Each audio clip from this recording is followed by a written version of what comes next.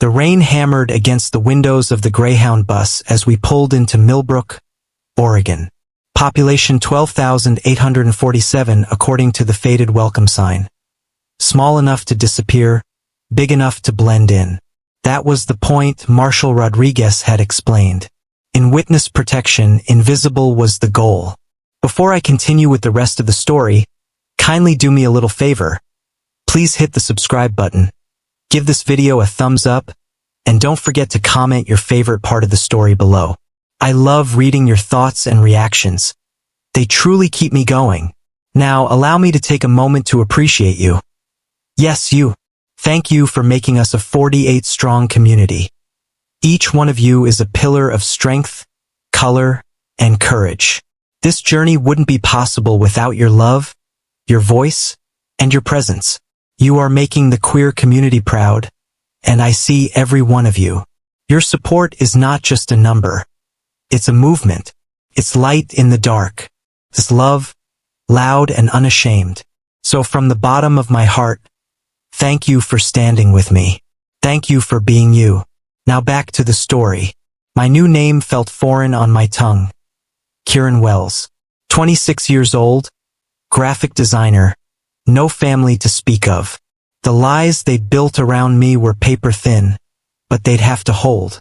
The alternative was a bullet from Vincent Torino's organization, and I'd seen what they did to people who crossed them. This is your stop, son. The bus driver's voice cut through my spiral of anxiety. I grabbed my single duffel bag, everything that remained of my old life, and stepped into the Oregon drizzle. The bus pulled away with a mechanical wheeze, leaving me alone on a street that looked like it hadn't changed since the 1950s. Kieran Wells. I turned to find a man approaching from across the street. Tall, broad-shouldered, with dark hair that caught the streetlight despite the gray afternoon. His eyes were the color of storm clouds, and when they met mine, something electric passed between us. This wasn't how I'd imagined my handler would look. Deputy Marshal Declan Hayes, he said, extending his hand. His grip was firm, warm, and lasted a heartbeat longer than necessary. Welcome to your new life.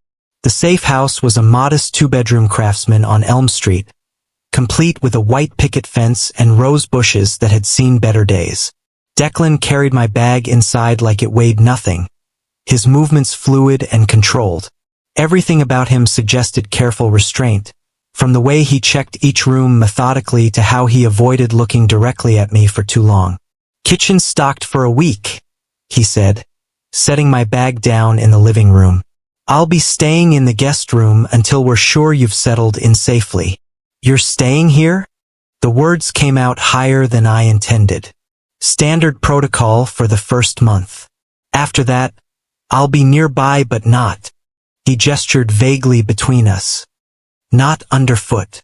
The house suddenly felt smaller. I watched him check the locks on the windows, noting how his shirt pulled across his shoulders when he reached up. This was dangerous territory. I was supposed to be grieving my old life, not noticing how my protector's jeans fit. I know this is a lot, Declan said softly, catching me staring. Most people find the first few weeks the hardest. The isolation, the pretending, the constant looking over your shoulder. And you? Do you find it hard? Something flickered in his expression. Some cases are harder than others. That night, I lay in a bed that smelled like lavender fabric softener and listened to Declan moving around the house. The floorboards creaked as he did his security check, and I found myself tracking his movements, imagining him pausing outside my door. When everything finally went quiet, I stared at the ceiling and wondered what I'd gotten myself into. I woke to the smell of coffee and something that might have been pancakes.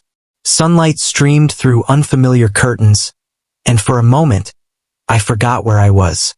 Then reality crashed back. New name, new life, and a devastatingly attractive federal marshal making breakfast in my temporary kitchen. "Hope you don't mind," Declan said when I appeared in the doorway. He was standing at the stove in jeans and a gray t-shirt, his hair still damp from a shower. "I'm not much of a cook, but I can manage the basics." I don't mind. I accepted the cup of coffee he offered, our fingers brushing in the exchange. The contact sent a jolt through me that I tried to hide behind a sip of perfectly brewed coffee. This is good. My one talent, he said with a self-deprecating smile. Well, that and keeping people alive. We ate breakfast in comfortable silence, and I found myself studying him when he wasn't looking. There was something almost lonely about the way he sat, like he was used to eating meals alone. I wondered what his real life looked like, away from safe houses and assumed identities. So what's my story here? I asked.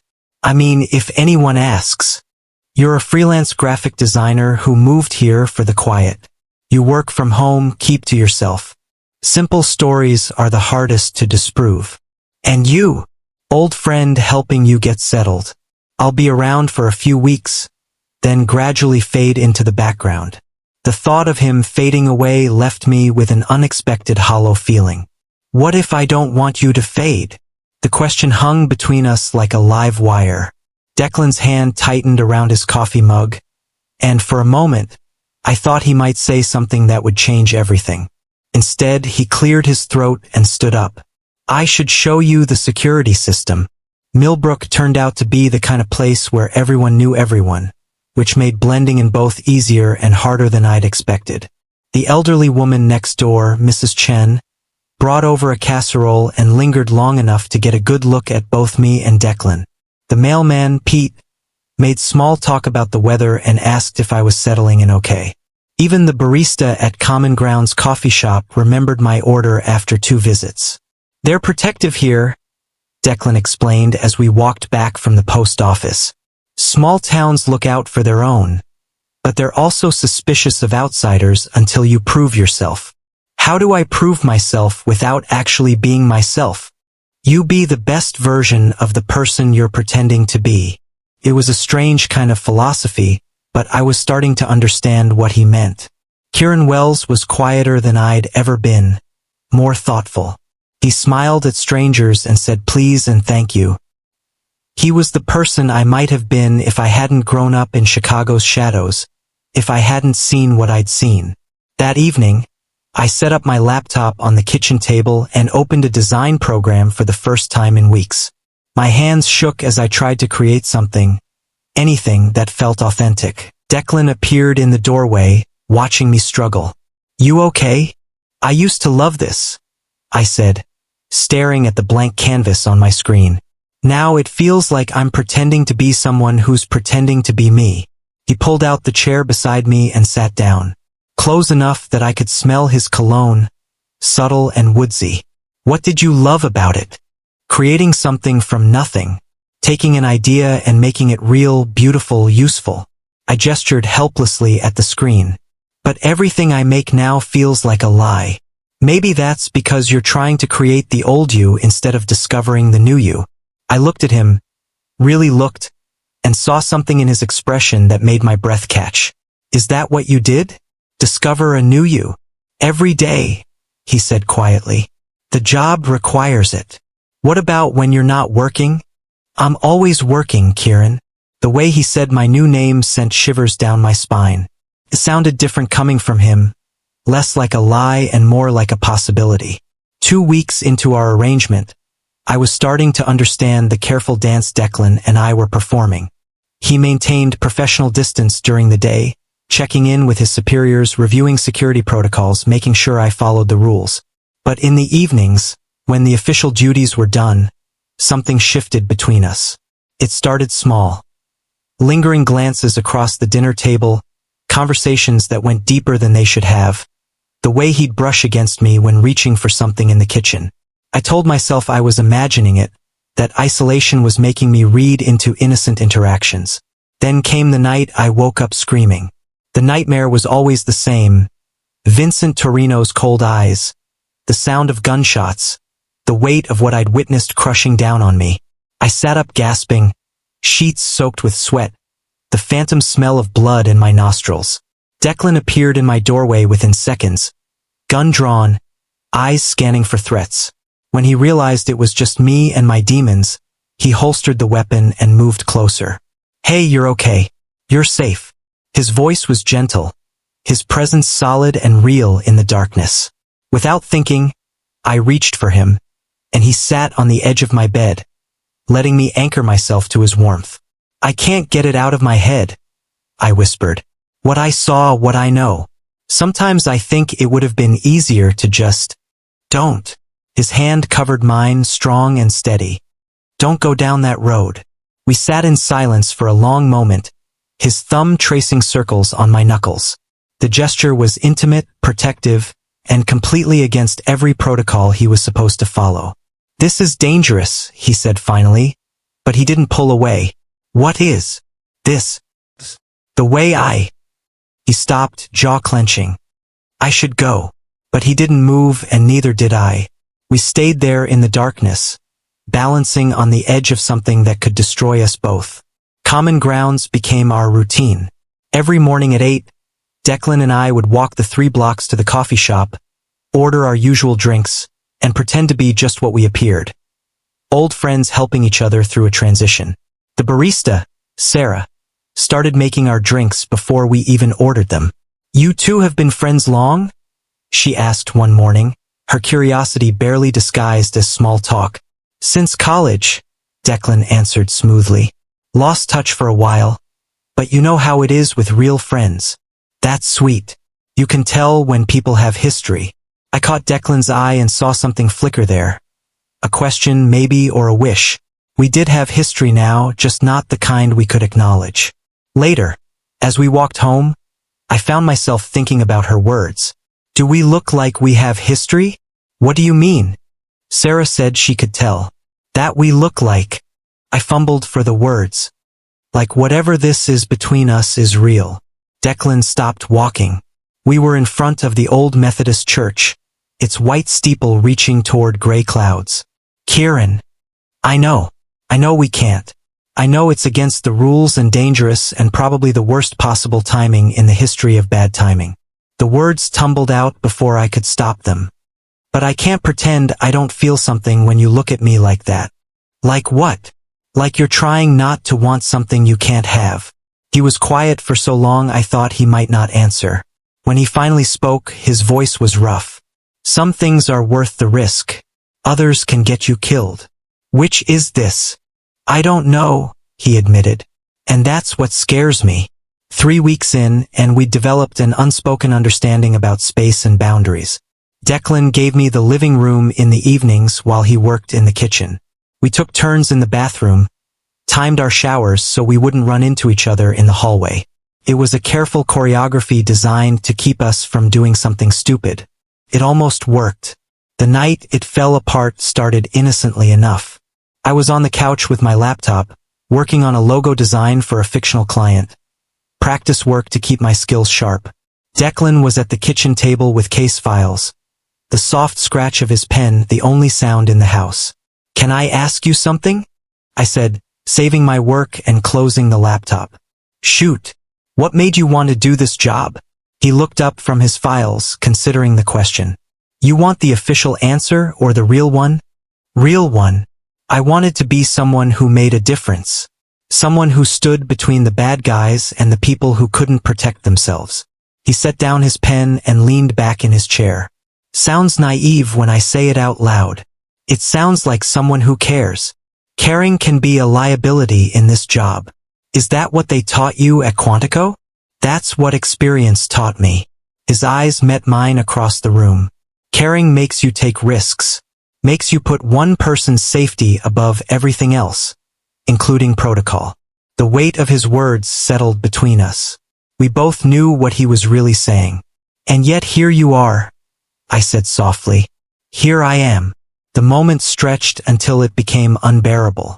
I stood up, intending to say goodnight and retreat to my room, but somehow found myself walking toward the kitchen instead. Toward him.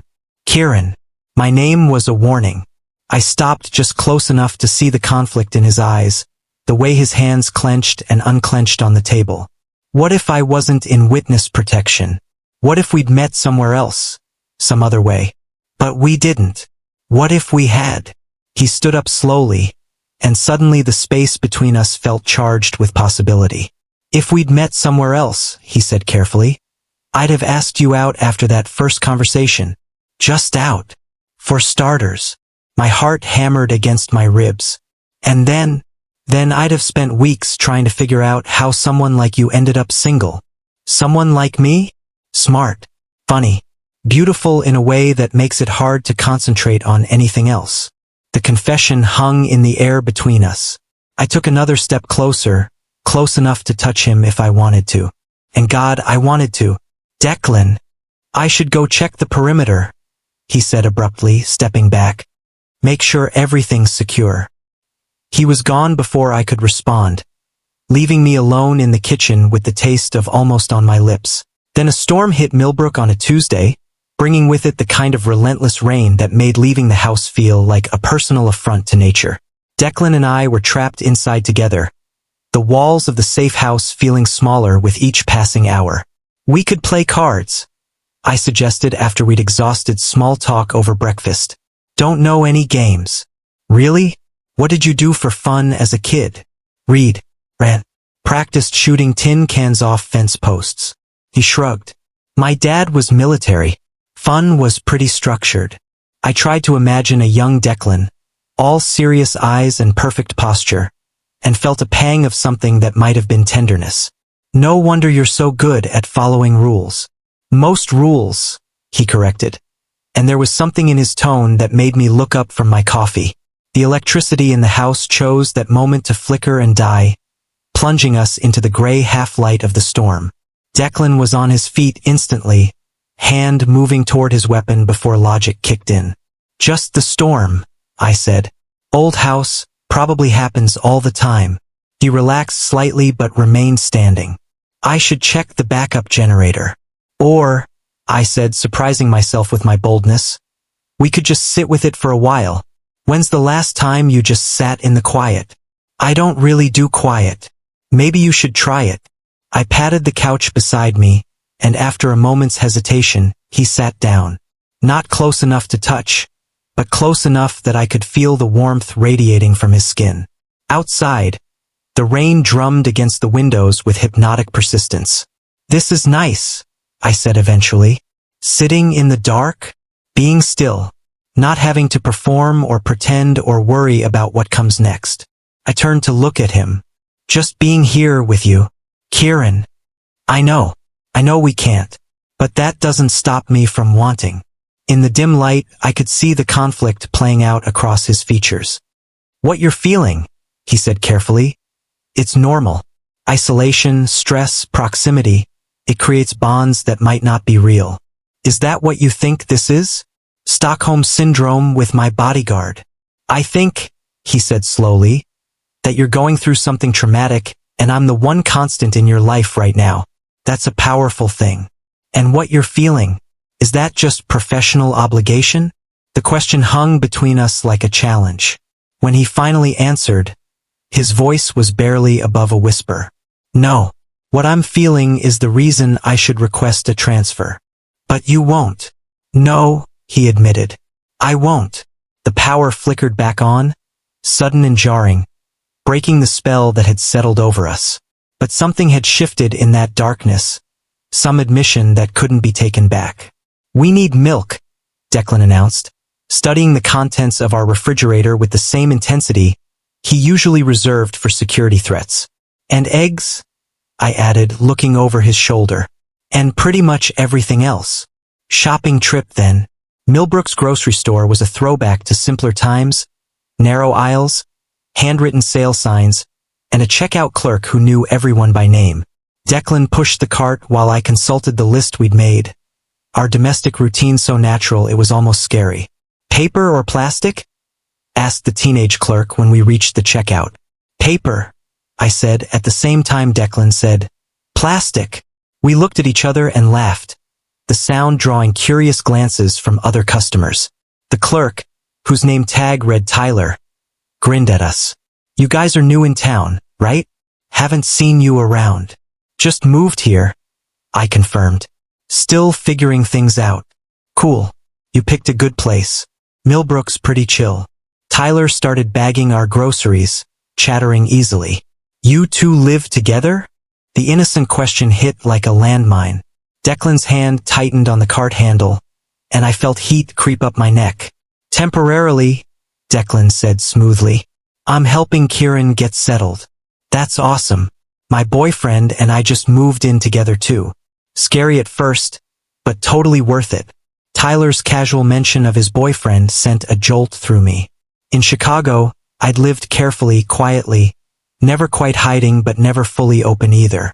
Here in small-town Oregon, this kid was just himself. How long have you been together? I found myself asking. 2 years in March.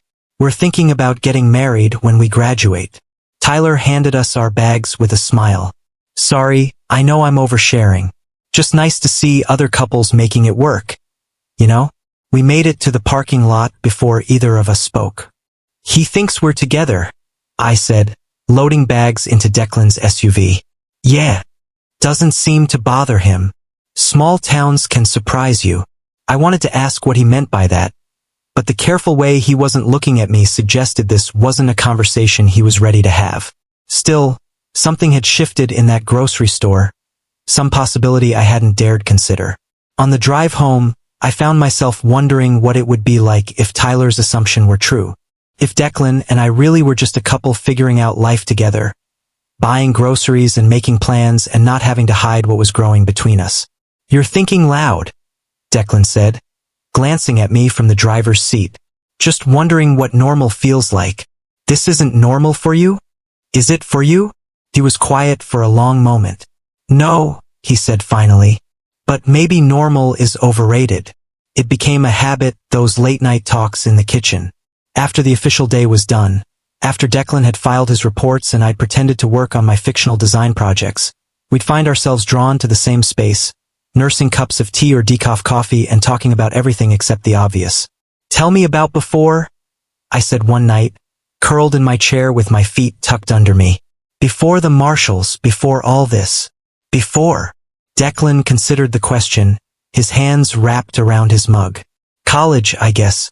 University of Washington criminal justice major. I was going to be a cop, work my way up to detective. What changed? A recruiter came to campus my senior year, talked about making a real difference, protecting people who couldn't protect themselves. Sounded like exactly what I wanted to do. Do you regret it? No. Well, not usually. He looked at me over his coffee. Some cases are harder than others. Because of the people you're protecting? Because of how much they come to mean to you? The admission settled between us like a small earthquake, shifting the foundation of everything we'd been carefully not saying. I set down my mug with hands that weren't quite steady. Declan. I know it's complicated and dangerous and probably the worst possible situation for both of us. His voice was rough with exhaustion or emotion or both. But sitting here with you, talking like this, it's the most real I've felt in years. Real how? Like I'm not just playing a part. Like I'm actually myself instead of Deputy Marshal Hayes, professional protector and emotional island. Emotional island? That's what my ex called me. Said it was like dating a well-dressed robot who occasionally remembered to ask about her day. Your ex was an idiot. He laughed, a sound I didn't hear from him nearly often enough. She wasn't wrong, though. This job, it teaches you to compartmentalize everything. Keep the professional separate from the personal. Never let your guard down. Never let anyone get close enough to become a liability. And now I'm sitting in a kitchen at midnight with someone I'm supposed to be protecting, telling him things I've never told anyone. He rubbed his face with both hands. My supervisor would have me reassigned so fast my head would spin. But you're not going to tell your supervisor. No, I'm not. We sat in comfortable silence for a moment, the weight of his confession settling around us. Outside, Millbrook slept peacefully, oblivious to the small revolution happening in our kitchen. For what it's worth, I said eventually, you're the least robot-like person I've ever met. Yeah. You're kind and funny and you make the best coffee I've ever had. You remember how I like my eggs and you always check to make sure I've locked the front door even though you've already checked it twice. That's caring, Declan. That's being human. He looked at me with an expression I couldn't quite read. Is that what you think this is? Me being human? I think this is you being yourself. And I think your ex was an idiot for not seeing how extraordinary that is. Marshal Rodriguez arrived on a Thursday, unannounced and sharp-eyed, conducting his monthly check-in with the precision of a military inspection. I watched from the kitchen window as he and Declan spoke on the front porch, their body language professional but tense. "Everything looks good," Rodriguez said when they came inside. "No security concerns, no signs of surveillance. How are you settling in, Mr. Wells?" "Fine," I said, hyper-aware of how Declan and I had been standing too close when they walked in. "Getting used to small-town life. And Marshal Hayes has been professional? Following protocol." There was something in his tone that made my skin prickle. "Of course. He's been very professional." Rodriguez's eyes moved between us, calculating. "Good. That's what I like to hear." He turned to Declan. "Walk me through your security routine." They disappeared into the office for 20 minutes, voices low and urgent. When they emerged, Rodriguez wore the expression of a man who'd found exactly what he was looking for. "Marshal Hayes, I need to speak with you privately." They stepped onto the porch again, and I strained to hear their conversation through the window. I caught fragments: inappropriate, reassignment, compromised, before Declan's voice rose slightly. "Sir, with respect, Mr. Wells's safety is my primary concern. Any change in personnel at this stage could what? Interfere with whatever's developing between you two." The words hit like a physical blow. I stepped back from the window, heart racing. They knew. Somehow they knew. When Declan came back inside, his face was carefully blank. "Everything okay?" I asked. "Fine. Just routine check-in procedures." But I could see the tension in his shoulders, the way his hands clenched and unclenched at his sides. Whatever Rodriguez had said to him, it wasn't good. That night, Declan was quieter than usual. He went through his security routine mechanically, checked his reports twice, and avoided eye contact during dinner. When I finally cornered him in the kitchen, he looked like a man facing execution. "He knows, doesn't he?" Declan's silence was answer enough. "What happens now?" "Now we follow protocol. We maintain professional distance. We remember why we're both here. And if I don't want to maintain professional distance, then you're asking me to choose between your safety and my career." The words stung, but I could see the pain in his eyes. "What did he say to you?" "That I have 2 weeks to prove I can handle this assignment professionally. After that," he shrugged. "After that, someone else takes over your protection. Someone else. Someone who won't compromise your safety because he's too busy thinking about kissing you." The admission hung between us, raw and honest and completely devastating. I took a step toward him, but he held up a hand. "Don't. Please. You're asking me to choose between keeping you alive and keeping you close. And that's not a choice I can make. We tried. God knows we tried to go back to the way things were before. Professional distance, careful boundaries, pretending the electricity between us was just static from the old house's wiring. But awareness, once acknowledged, is impossible to ignore. Declan threw himself into security protocols with renewed intensity. He upgraded the alarm system, installed new locks, mapped out 3 different escape routes from every room in the house. He filed detailed reports twice daily and maintained constant contact with his supervisors. I tried to give him space, spending hours in my room with my laptop, actually working on design projects instead of just pretending. But the house felt different now, charged with everything we weren't saying, everything we weren't doing. "You're going to wear a hole in that floor?" I said one evening, watching him pace the length of the living room for the 100th time that day. "Just doing my job. Your job is to keep me safe, not to drive yourself crazy checking the same locks over and over." "My job," he said sharply, "is to follow protocol and maintain professional boundaries. Something I've been failing at spectacularly." "According to who?" "Rodriguez." "According to me." He stopped pacing and looked at me with eyes full of frustration and something that might have been grief. Do you know what happens if I mess this up? If something happens to you because I was distracted, nothing's going to happen to me. You don't know that. You can't promise that. His voice cracked slightly. And I can't live with being the reason you get hurt. I wanted to argue, to tell him he was being paranoid, but the genuine fear in his voice stopped me. For all his strength and training, Declan was terrified. Not of Torino's men or professional consequences, but of failing me. So what do? I asked quietly. We follow orders. We maintain distance. We get through the next week and a half, and then you get a new protector who won't put his feelings ahead of your safety. And what if I don't want a new protector? What you want doesn't matter. What I want doesn't matter. All that matters is keeping you alive long enough to testify. The finality in his voice was like a door slamming shut. But even as he said the words, I could see the cost of them in the set of his shoulders, the careful way he wasn't looking at me. 10 more days. That's all we had. I should have been grateful for the reprieve, for the chance to step back from something that could destroy us both.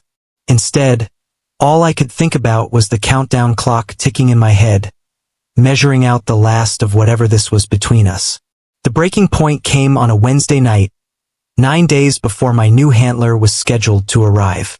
I'd been lying in bed for hours, listening to Declan's restless movements in the next room, when I heard something that froze my blood. Glass breaking, quiet footsteps, the soft click of the back door closing. I reached for my phone to call Declan, but the hallway was already filling with shadows. Wrong shadows, moving with lethal purpose. My training kicked in, the protocols Declan had drilled into me during our first week. Stay quiet. Stay hidden. Trust your protector to handle the threat. But as I crouched behind my bedroom door, I could hear sounds of struggle from the living room, muffled grunts, the crash of furniture overturning. Then Declan's voice, tight with pain. He's not here. The target isn't here. My blood turned to ice. They had him. Torino's men had found us, and they had Declan. Everything I'd been taught about staying hidden warred with the desperate need to help him. But what could I do? I wasn't trained for this, wasn't equipped to take on professional killers. Where is he? A voice I didn't recognize, cold and professional. Gone. Relocated yesterday. I don't know where. The sound of impact made me flinch. They were hurting him and he was lying to protect me. I pressed my back against the bedroom door, mind racing. The panic button Declan had installed was in the kitchen, impossible to reach without being seen. My phone was in my hand, but any call I made would take too long. By the time help arrived, another crash, followed by Declan's sharp intake of breath. I couldn't do this. Couldn't hide while he suffered for me. The decision made itself. I eased my bedroom door open and slipped into the hallway, staying low and quiet. If I could create a distraction, maybe Declan could get free. Maybe we could both survive this. The living room was a disaster zone. Overturned furniture, broken glass, and 2 men in dark clothing. One held a gun trained on Declan, who was zip-tied to a chair, blood trickling from his nose. Last chance, the gunman said. Where's Kieran Wells? Go to hell. I stepped into the doorway. I'm right here. Time slowed to a crawl as 3 pairs of eyes turned toward me. Declan's face went through a dozen emotions. Shock, terror, fury, and something that looked like pride. Let him go, I said, surprised by how steady my voice sounded. I'm the one you want. The gunman smiled, a cold expression that never reached his eyes. Smart boy. Much smarter than your boyfriend here. He's not my boyfriend. He's just doing his job. His job doesn't usually involve getting personally invested in the merchandise. Let him go, I repeated. I'll come with you willingly, no trouble. But he's not part of this. Actually, the second man spoke up. He's seen our faces, heard our voices. That makes him very much part of this. My heart sank. Of course, they couldn't leave witnesses. However, the gunman continued, Mr. Torino is a reasonable man. He's willing to make a deal. What kind of deal? You come with us now, quietly, and your marshal friend here gets to live. You refuse or try to run, or make any kind of trouble, and we put a bullet in his head before we take you anyway. I looked at Declan, seeing my own desperation reflected in his eyes. This was the choice I'd been afraid of from the beginning, his life or mine. Kieran, no. His voice was rough, urgent. Don't you dare. It's okay, I said softly. It's going to be okay. Like hell it is. You think they're going to let either of us live after this? He was right, of course. This wasn't a negotiation. It was an execution with extra steps. But maybe if I could buy us some time. I need a minute, I told the gunman, to say goodbye. You've got 30 seconds. I crossed to Declan, acutely aware of the guns trained on both of us. When I knelt beside his chair, he leaned forward as much as his restraints would allow. I'm sorry, I whispered, close enough that only he could hear. For all of it. For making this impossible. For falling in love with you anyway. His eyes widened at the confession, but before he could respond, I kissed him. It was desperate and clumsy and probably the worst possible timing in the history of bad timing, but I needed him to know. Needed him to understand that whatever happened next, this was real. Time's up, the gunman said. I pulled back, my forehead resting against Declan's. The kitchen window, I breathed against his lips. Count to 10. Before he could ask what I meant, I stood and faced our captors. Okay, I'm ready. Smart choice. The gunman gestured toward the door. Let's go. I took 3 steps toward them, then suddenly dove sideways, grabbing the heavy ceramic lamp from the side table and hurling it at the living room window. Glass exploded outward as the alarm system erupted in a symphony of sirens and flashing lights. Chaos erupted. The gunman spun toward the noise, and in that split second of distraction, Declan somehow freed himself from the zip ties. Probably a skill they taught at Quantico that I didn't want to think about too hard. He launched himself at the nearest man while I scrambled toward the kitchen. The sound of gunfire split the air, and my heart stopped. But then I heard Declan shouting orders, heard the crash of bodies hitting the floor, and I knew he was alive. I made it to the kitchen and slammed my fist on the panic button just as police sirens wailed in the distance. The cavalry was coming, but the question was whether they'd arrive in time. The next few hours passed in a blur of paramedics, police interviews, and federal agents swarming through our quiet, safe house. Declan had taken a bullet in the shoulder. Just a graze, he insisted, though the blood soaking through his shirt suggested otherwise. Both attackers were in custody, one unconscious and the other loudly demanding a lawyer. You did good, Marshal Rodriguez told me as we watched the ambulance pull away with Declan inside. Quick thinking with that alarm. Is he going to be okay? He's tougher than he looks. What I want to know is how they found you. It was a good question. One that would require investigation and probably relocating me again. The safe house was compromised, our cover blown. Everything we'd built in Millbrook was over.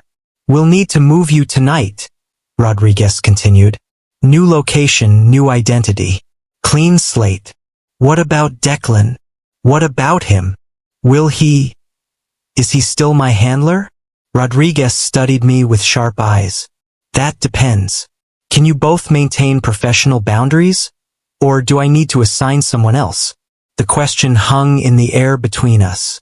Professional boundaries. The thing we'd been failing at since day one. I need to see him first, I said. Before I decide anything. Rodriguez nodded slowly. Hospital's 10 minutes away. But Kieran? Whatever's been happening between you two. It ends tonight. One way or another. I rode to the hospital in the back of a federal SUV, my mind racing through everything that had happened. In the space of a few hours, I'd confessed my love to a man I couldn't have, nearly watched him die protecting me, and kissed him in front of armed killers. Not exactly the textbook definition of maintaining cover. The hospital smelled like disinfectant and despair. I found Declan in the emergency room, sitting on an examination table while a nurse bandaged his shoulder. His shirt was gone, revealing a chest marked with old scars and new bruises, and when he looked up and saw me, his expression was unreadable. "Hey!" I said softly. "Hey yourself." He winced as the nurse secured the bandage. "Heard you saved my life back there. You saved mine first. That's my job." "Is that all it was?" The nurse finished and left us alone, drawing the curtain around the small space. Suddenly, the emergency room felt as intimate as our kitchen had during those late-night conversations. "Rodriguez says they have to move me," I said. "New location, new identity. Makes sense. The safe house is blown." He asked if I wanted a new handler. Declan's hands stilled on the hospital gown he'd been folding. "What did you tell him?" "That I needed to talk to you first. Kieran." He looked up at me, and I could see all the conflict and longing and professional duty warring in his expression. "What happened back there, what you said? I meant it. Every word. I know you did. That's what makes this so hard. What if we didn't have to choose? What if there was a way to make this work?" "There isn't. You know there isn't." His voice was gentle but firm. "I can't protect you if I'm compromised. And after tonight, after what I felt when I thought they might hurt you, I'm completely compromised." "So what are you saying?" "I'm saying you need a new handler. Someone who won't hesitate if it comes down to choosing between following orders and keeping you safe." The words hit like a physical blow, even though I'd been expecting them. "And us? There is no us. There can't be. But you feel it too. What's between us? What I feel doesn't matter. What matters is keeping you alive long enough to put Torino away." I wanted to argue, to fight for what we'd almost had, but the exhaustion in his eyes stopped me. He'd made his choice, duty over desire, protocol over possibility. And maybe he was right. Maybe love wasn't enough when bullets were flying and lives were on the line. "Okay," I said quietly. "I'll ask for a new handler." Relief and regret warred across his features. "It's for the best." "Yeah, for the best." But as I walked away from that hospital room, I couldn't shake the feeling that we were both making the biggest mistake of our lives. The trial was a media circus, complete with protesters, reporters, and enough federal security to occupy a small country. I testified for 3 days, laying out everything I'd witnessed, every detail that had put me in witness protection in the first place. Vincent Torino sat at the defense table looking like a respectable businessman, but when the jury delivered their guilty verdict, his mask finally slipped. Life sentence, no possibility of parole. It was over. My new handler, Marshall Sarachun, was professional, competent, and completely uninterested in my personal life. She kept me safe, got me to court on time, and never once made me feel like I was anything more than a job assignment. It was exactly what I'd thought I wanted.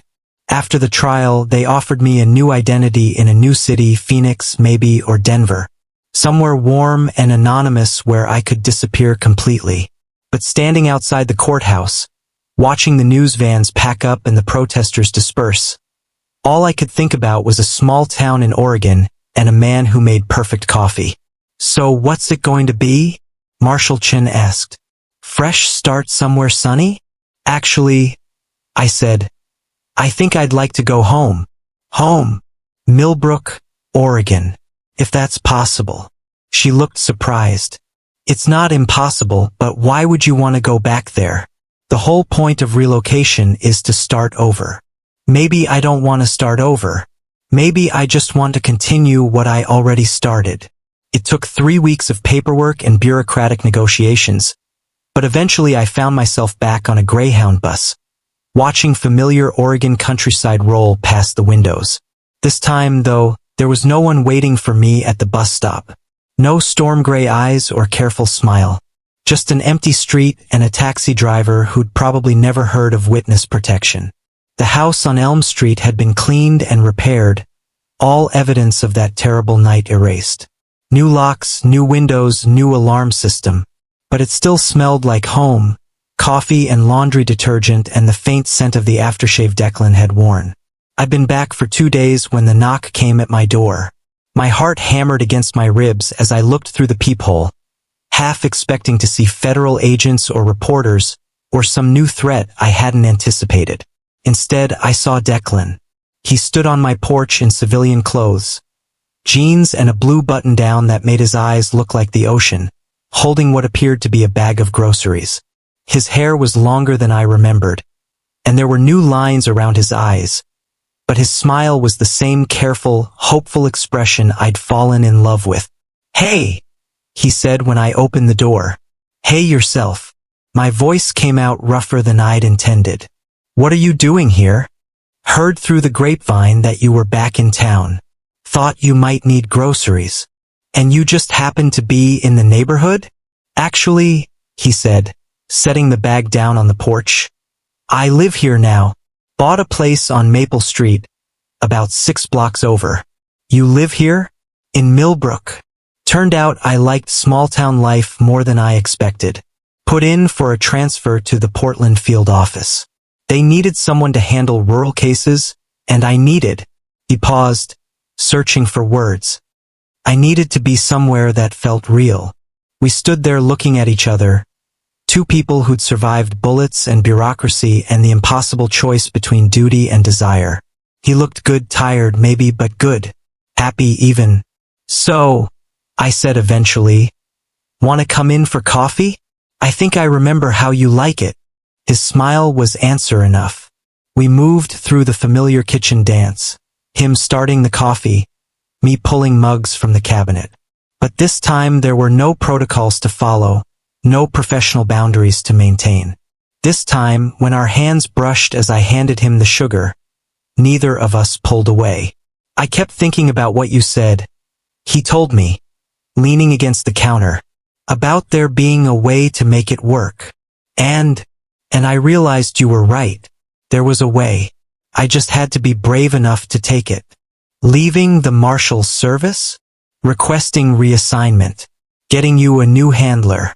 Waiting until the trial was over and you were safe." He set down his coffee and looked at me with those storm cloud eyes. "Waiting until we could just be two people who met in a small town and fell in love. Is that what happened? We fell in love. I fell in love the first night, when you made me sit in the dark and just be still. You, the grocery store," I admitted. "When that kid assumed we were together and you didn't correct him fast enough. We're both terrible at following rules. The worst." He stepped closer, close enough that I could smell his aftershave, see the flecks of green in his gray eyes. "So what happens now? Now we find out if this thing between us was real, or just proximity and adrenaline. And if it's real, then we see where it goes. No protocols, no professional boundaries. Just us." "Just us," he agreed, and leaned down to kiss me. It was nothing like that desperate kiss in the living room 6 months ago. This was slow and sweet and full of possibility, the first kiss of whatever we were going to become. When we broke apart, I was smiling so hard my face hurt. "So," I said, "want to stay for dinner? I'm making pasta, and I have a feeling we have a lot to talk about." "I'd like that," Declan said. "I'd like that very much." Outside, Millbrook settled into evening quiet, and for the first time in longer than I could remember, I felt completely, perfectly safe. Not because of security systems or federal protection, but because of the man standing in my kitchen, smiling at me like I was something worth protecting, something worth loving, something worth coming home for.